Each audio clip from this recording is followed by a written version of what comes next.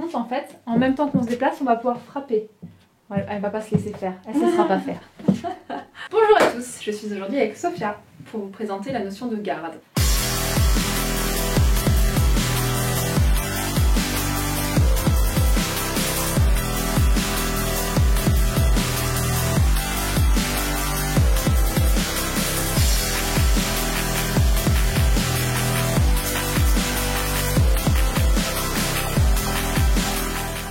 La garde en Amazon Training, elle est un petit peu différente des sports de combat, mais avant tout, une garde, c'est quoi?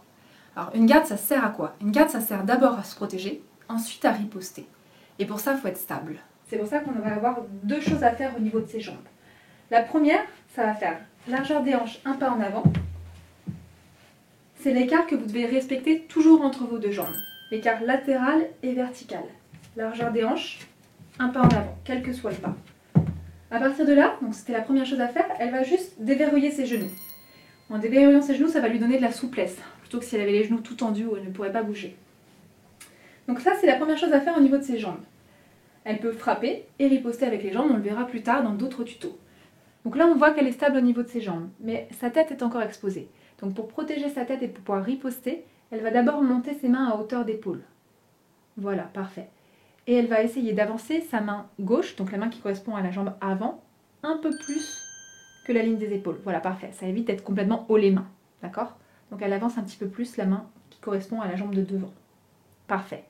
À partir de là, on va vite comprendre qu'on est différent des sports de combat. Puisque chez nous, on frappe main ouverte au visage, poing fermé au corps, sauf pour les parties où là, on met des mains aux parties. Mais ça nous aide sur deux points. La première chose, c'est que ça nous permet d'éviter de se casser la main, puisqu'une main contre un crâne, ça casse. Et ensuite, quand il y a des témoins ou des caméras, ça nous permet plus de négociation, plus d'apaisement, et ça permet aux gens de comprendre la scène et de savoir qui est l'agresseur, de qui est la victime. Donc là, elle a les jambes, largeur des hanches, un pas vers l'avant, déverrouillé, les bras montés, hauteur des épaules.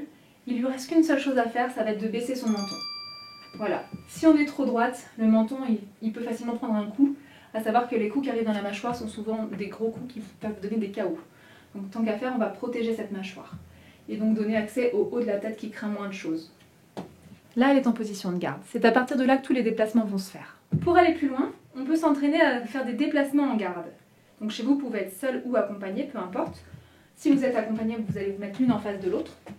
Et le but, c'est qu'on va se déplacer ensemble. Il y en a une qui mène la danse, je vais mener la danse, et elle va faire mon miroir. Attention, votre but ici, ça va être de garder l'écart des jambes, tant latéral que vertical, tant latéral que horizontal. Ça veut dire que je ne vais jamais devoir croiser ni rapprocher mes jambes. D'accord? C'est vraiment comme dans le métro. Si vous avez les jambes qui commencent à être rapprochées ou qui se croisent, au moindre coup de poing, vous allez vous étaler sur votre voisin. Donc les mains sont à hauteur d'épaule, mais les épaules sont basses. Et là, on se déplace et on ne perd pas ses mains. Ces mains-là, on va vite s'en rendre compte, en fait, en même temps qu'on se déplace, on va pouvoir frapper. Elle ne va pas se laisser faire, elle ne se laissera pas faire. Ça, c'est un premier exercice que vous pouvez faire seul, accompagné, ou vous pouvez répéter des millions de fois, on ne le fait jamais assez bien. Merci tout le monde d'avoir regardé nos vidéos, et vous nous retrouverez la semaine prochaine pour une deuxième vidéo tuto.